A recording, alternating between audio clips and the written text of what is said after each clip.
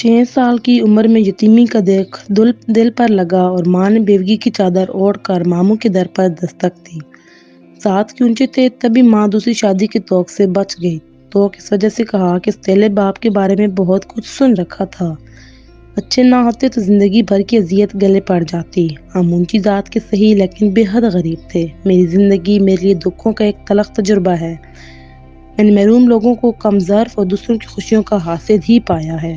شروع میں ماں کا کردار میرے لیے قابل رشک تھا۔ وہ میرے نزدیک کسی دیوی سے کم نہ تھیں، لیکن آہستہ آہستہ جب شعور پختہ ہوتا گیا تو ماں کی شخصیت کی تاریک گوشے بھی اجاگر ہوتے چلے گئے۔ یہ بات سمجھ میں آ گئی کہ امی نانی کے گھر بھی رہ سکتی تھیں، ماموں کے گھر ہی کیوں رہتی تھیں۔ میرا ماموں ایک اوسط درجے کا آدمی تھا۔ گھر میں دولت کی ریل پیل نہ تھی مگر فاقوں کا خوف بھی نہ تھا۔ اتنی سی فراخت ایک عام آدمی کے تفنن تباہ کے لیے کافی ہوتی ہے۔ تبھی ماموں کو بھی ادھر ادھر تانکا جھانکی سوجھی اور اس نے گاؤں کی ایک بھولی بھالی الہڑ دوشیزہ کو اپنے عشق کے چکر میں پھنسا لیا۔ نورین کی نیچی ذات بھی ماموں کے پیار کی راہ میں دیوار نہ بن سکی اور دونوں کے پیار کے چرچے گاؤں میں کچے چاولوں کے کھیتوں سے آنے والی مہک کی طرح پھیلنے لگے۔ ہمارے خاندان کا طور تھا کہ اونچی ذات والوں کا بیاہ نیچی ذات والوں میں نہیں ہو سکتا تھا۔ کوئی سید ہے تو رشتہ سیدوں میں ہوتا ہے۔ قریشی اپنے رشتے قریشیوں کے ساتھ ہی جوڑتے تھے۔ گاؤں میں تب کوئی ایسی مثال نہ تھی کہ رشتہ ہم پلہ لوگوں میں نہ ہو۔ نورین گاؤں کی سب سے خوبصورت لڑکی تھی مگر ذات کی کمہارن تھی۔ پھر وہ جب ماموں نے خاندان میں اعلان کر دیا کہ وہ نورین کمہاری کے علاوہ کسی سے شادی نہ کریں گے تو جیسے قیامت ٹوٹ پڑی۔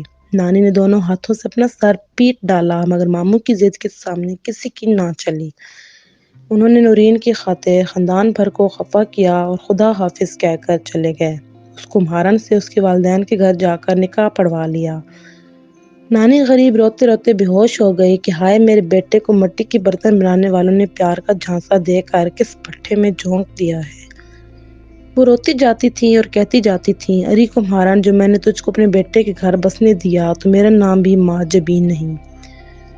ان دنوں نانی بہت عرزدہ رہا کرتی تھیں اور امی بیوہ ہو کر میکے آ چکی تھیں۔ ایک دن نانی میری ماں سے بولی، ریحانہ تم بھائی کے گھر جا کر رہ اور اس نورین کمہاری پر نظر رکھ، ہو سکے تو ایسی چال چلنا کہ یہ کم ذات چھوکری 2-4 دنوں میں ہی میرے بیٹے کے گھر سے چلتی پھرتی نظر آئے۔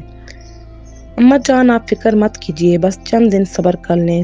ان دنوں میں 9-10 سال کی تھی جب ہماری والدہ صاحبہ نے اپنے بھابھی اور بھائی کے گھر میں مستقل ڈیرا ڈال دیا۔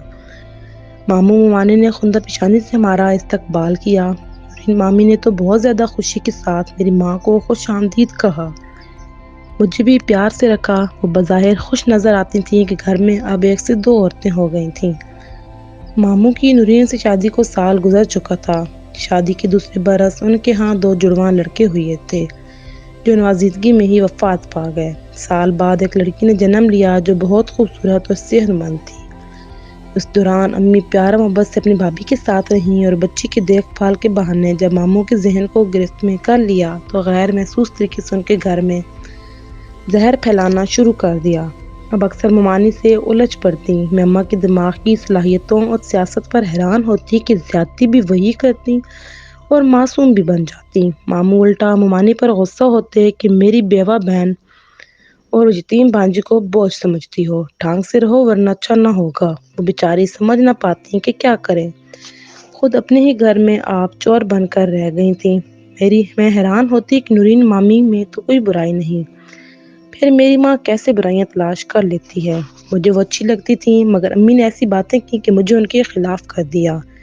قدرتی بات ہے، بیٹیاں یوں بھی اپنی ماؤں کی طرف جھکاؤ رکھتی ہیں۔ نورین مامی اب کچھ میری ماں کی سیاست کو سمجھ چکی تھیں مگر شوہر کے پیار کی وجہ سے برداشت کرتی تھیں کہ جو اس سے بے حد محبوب تھا۔ ہمارے ساتھ والے گھر میں نئے کرایہ دار آئے۔ یہ 2 افراد پر مشتمل کنبہ تھا۔ شوہر صبح کا گیا رات کو لوٹتا۔ اس کی بیوی کلثوم بہت خوبصورت تھی۔ وہ اکیلی ہوتی تو مجھے بلا لیتی، یوں ہم سہیلیاں بن گئیں۔ وہ بڑی رنگین مزاج تھی، میک اپ کرتی، بنی ٹھنی رہتی۔ مجھے اس نے سجنے سورنے کا شوق دلا دیا۔ وہ ہر جمعرات کو فلم دیکھنے جاتی اور مجھے اس کی کہانی مزے مزے لے کر سناتی تھی۔ ہمارے گھر میں لڑائی تو روز کا معمول تھا۔ اب تو امی اور نورین مامی میں ہاتھا پائی تک نوبت آ گئی تھی۔ واقعی امی نے ان کا جینا حرام کر دیا تھا۔ ایک بار ایسی لڑائی بڑھی کہ امی نے مامی کی چٹیاں پکڑ لی تو انہوں نے میری ماں کا گریبان چیر ڈالا۔ میں گھبرا کر پڑوس میں گئی اور کلثوم کو بلا لائی۔ ہاتھا پائی سے میرا دم نکلتا تھا۔ کلثوم سے کہا، خدا کے واسطے ان دونوں کو چھڑا دو ورنہ ایک دوسرے کا خون کر دیں گی۔ کلثوم نے ان میں بیچ بچاؤ کرایا۔ میں اس کے لیے چائے بنانے چلی گئی، اتنے میں ماموں آ گئے۔ انہوں نے کلثوم کو دیکھا اور دیکھتے ہی رہ گئے۔ وہ جلدی سے بھاگ کر اپنے گھر چلی گئیں۔ اب ماموں کلثوم کو پوچھتے رہو ماموں کے بارے میں مجھ سے کھلی تھی۔ میں دونوں کی دلچسپی سمجھ گئی۔ کلثوم نے میرے ذریعے ماموں کو ایک گول مول پیغام دیا اور وہ سمجھ گئے۔ اس بات کو 2 ہی دن گزرے تھے کہ ایک محلے دار لڑکی نے مجھے بتایا کہ تمہاری پڑوسن تمہارے ماما جی کے ساتھ فلم دیکھنے گئی تھی۔ میں بہت حیران ہوئی، ماں سے ذکر کیا۔ وہ اماں تو کھل گئیں جیسے کہ نیا مواضعات آ گیا ہو۔ بولی، اب آئے گا اس کمار زادی کو مزہ، اسے طلاق نہ دلوائی تو میرا نام مریم ریحانہ نہیں۔ ماں کا اشارہ ملتے ہی میں بھی پکی کٹنی بن گئی۔ اب ماموں کو بھی دشواری نہ رہی۔ جو بات کلثوم نے ماما جی سے کہنی ہوتی مجھ سے کہہ دیتی۔ چھت پر ان کی ملاقاتوں کی میں نگرانی کرتی۔ ایک بار کلثوم نے فلم دیکھنے کو کہا، ماما جی جو ناراض ہوں گے۔ وہ بولی، ہوتے ہوں گے، اب نہیں ہو سکتے۔ جب مجھے ساتھ لے کر سینما ہال پہنچی تو ہاں ماموں موجود تھے۔ میں نے بھی ان دونوں کے ساتھ فلم دیکھی، مگر سوچا کہ ماموں ہیں پکے بے شرم، انہیں غیرت نہ آئی کہ بھانجی میرے ساتھ ہے۔ میں نے امی کو بتایا، وہ خوش ہو گئی۔ اب میں ہر روز ادھر کی بات ادھر اور ادھر کی ادھر کرنے لگی۔ اس پیغام رسانی میں خود میرا بھی دل چاہتا کہ کوئی ایسا ہو جو میرا بھی انتظار کرے، جو مجھ کو فلم دکھانے لے جائے۔ میرے ذہن میں عجیب و غریب خیالات کروٹیں لینے لگے۔ ماموں کی اس عشق کی نحوست نے میری پوری نفسیات خراب کر کے رکھ دی۔ ادھر مامی نورین بہت پریشان تھیں۔ جب سے ماموں کی کلثوم سے خفیہ دوستی لگی تھی، انہوں نے اس سے بات چیت چھوڑ دی تھی۔ وہ حیران تھی کہ یہ کیا ماجرا ہے، گویا ہم سب ایک طرف اور وہ اکیلی ایک طرف۔ اس پر جب میں نے دیکھا کہ ان کا نیا منجدھار ڈول رہا ہے، ماموں سے ان کی الٹی سیدھی شکایتیں کر کے خوب پٹوایا۔ ماموں اب میری بات بہت سنتے تھے اور ممانی صبر کرتی رہی۔ ہماری سازش رنگ لے آئی۔ ہم دونوں ماں بیٹی اس کو رلا کر ایسی خوش ہوتی جیسے ہم نے کوئی بڑا کارنامہ سر انجام دیا ہو۔ ایک دن کلثوم نے مجھے بتایا کہ میرا شوہر دوسرا مکان تلاش کر رہا ہے، اپنے ماموں کو بتا دینا کہ مجھے بھگا لے جائے، اب میں اس کی جدائی برداشت نہیں کر سکتی۔ میں نے یہ پیغام ماما جی کو دیا، ان پر تو عشق کا بھوت سوار تھا۔ انہوں نے امی سے بات کی اور ماں نے کلثوم کو اپنے بھائی کے ساتھ بھگانے میں مدد دی۔ یہ دونوں دوسرے ہی دن غائب ہو گئے۔ صبح جب نورین مامی کو پتہ چلا تو انہوں نے رو رو کر برا حال کر لیا۔ جب وہ رو رہی تھیں تب نہ جانے کیوں مجھے دکھ ہو رہا تھا۔ کلثوم کے شوہر نے ماموں پر پرچہ کروا دیا اور کہا، اگر میں نے اپنی بیزتی کا بدلہ نہ لیا تو اپنے باپ کا نہیں۔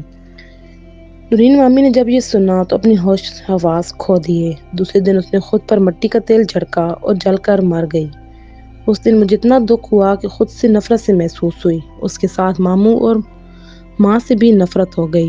اماں اور نانی تو سکھ کا سانس لیا کہ اچھا ہوا خود ہی جل کر مر گئی، مگر ان کی یہ باتیں اب میرے دل میں درد بن کر اترنے لگیں۔ ایک دن میں جا رہی تھی کہ ایک 10 سال کا لڑکا میری طرف بھاگا ہوا آیا اور میرے سر سے برقع کھینچ لیا۔ برقعے کے اوپر کا حصہ اتر گیا۔ ایک نوجوان کھڑا یہ سب دیکھ رہا تھا۔ اس نے لڑکے کو برا بھلا کہا اور میری جانب آ کر پوچھا، آپ نے کہاں جانا ہے؟ اس کا انداز ایسا تھا کہ میں شرما گئی۔ وہ نوجوان میرے دل کو بھایا، مگر میں چپ تھی۔ تبھی اس نے کہا، سوچ لو، کل میں تمہیں ایسی جگہ لے ملوں گا۔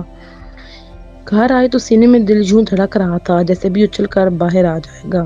اس کا خیال دل سے نہ جاتا تھا، وہ رہ رہ کر اس کی صورت نظروں کے سامنے آ جاتی تھی۔ اب ہماری ملاقاتیں ہونے لگیں۔ میں نے اسے بتایا کہ ہمارے ساتھ والا گھر خالی پڑا ہے، رات کو پچھلی دیوار پھاند سکو تو چھت پر آ جانا، میں اپنی چھت سے ادھر آ جاؤں گی، تبھی ملاقات ہو سکتی ہے۔ وہ مان گیا۔ انہی دنوں ماں نے میرا رشتہ طے کر دیا اور جلد ہی شادی کی تاریخ بھی پکی ہو گئی۔ میں نے انور کو ساری بات بتا دی۔ اس نے کہا کہ میرا بڑا بھائی کراچی میں رہتا ہے، جو اس کے پاس چلتے ہیں۔ میں کانپ گئی، تو کیا میں انور کے ساتھ گھر سے بھاگ جاؤں؟ جب اس کی جدائی کا خیال آتا تو یہی فیصلہ کر لیتی کہ جو ہو سو ہو، میں اس کے ساتھ لاہور چلی جاتی ہوں۔ میں اس کی جدائی برداشت نہیں کر سکتی۔ رات کے وقت موقع پا کر میں گھر سے نکلی اور ہم ایک انجانی منزل کی طرف روانہ ہو گئے۔ ہم لاہور جا رہے تھے۔ میں تصور میں اس کی دلہن بنی ہوئی تھی۔ تمام رات سفر کیا۔ جب ہم کراچی پہنچے تو مجھے ایک اونچی پرانی بلڈنگ میں لے گیا۔ میرا دل خوف کے مارے ڈوبنے لگا وسوسے آنے لگے، کیا واقعی یہ مجھے اپنے بھائی کے گھر لے جا رہا ہے؟ کیا بتاؤں؟ اس کے بعد کیا ہوا؟ میں نے صرف ہیرا منڈی کا نام سنا تھا، اب دیکھ بھی لی۔ 15 دن میں وہاں رہی، نئے مہمان آتے رہے اور میری مجبوری سے فائدہ اٹھاتے رہے۔ اب پتہ چلا کہ مجھے کس سازش کے تحت یہاں لایا گیا تھا۔ کلثوم کے شوہر کو اندازہ تھا کہ میں ہی اس کی بیوی کی پیام رسی کرتی ہوں، کیونکہ ان کے گھر صرف میں ہی آتی جاتی تھی۔ ماموں سے بدلہ لینے کے لیے اس شخص نے اپنے بھائی کو میرے پیچھے اسی مقصد سے لگایا تھا کہ میں ان کے فریب میں پھنس جاؤں، اور میں بے وقوف 16 برس کی لڑکی پھنس ہی گئی۔ اس نے قسم کھائی تھی کہ وہ اپنی بےزتی کا انتقام لے گا، سو اس نے لے لیا۔ اس نے سوچا ہوگا کہ بیٹی نہ صحیح بھانجی صحیح، بھانجیاں بھی تو بیٹیاں ہوتی ہیں، یہ سب کیا دھرا میری ماں کا ہی تو تھا۔ آخر ایک پھول والے کو مجھ پر ترس آ گیا، جو بلڈنگ میں گجرے پہنچانے آیا کرتا تھا۔ اس نے کہا میں تم کو یہاں سے بھگا دوں۔ میں نے اس پر بھروسہ کر لیا۔ اس نے مجھے کسی طرح بلڈنگ سے نکلنے کا طریقہ بتا دیا، اور جب میں سڑک تک آئی تو مجھے کسی غلط جگہ لے جانے کے بجائے سیدھا اڈے پر لے آیا اور پنڈی جانے والی گاڑی میں بٹھا دیا۔ گھر پہنچی تو کس حال میں ماں کو ساری بات بتا دی۔ وہ بہت روئی، مگر اب کیا ہو سکتا تھا؟ در بدر دریدہ چادر تو سل سکتی ہے، مگر گئی عزت واپس نہیں مل سکتی۔ ماں نے اس دن نورین کماری کو یاد کیا اور رو رو کر اس کی روح سے معافی مانگی۔ ہم ماں بیٹی کو اپنی غلطی کی سزا مل چکی تھی۔ سچ ہے کہ اللہ کی لاٹھی بے آواز ہے، کسی کو برباد کرنے والے خود بھی برباد ہوتے ہیں، کیونکہ مظلوم کا بدلہ اللہ لیتا ہے۔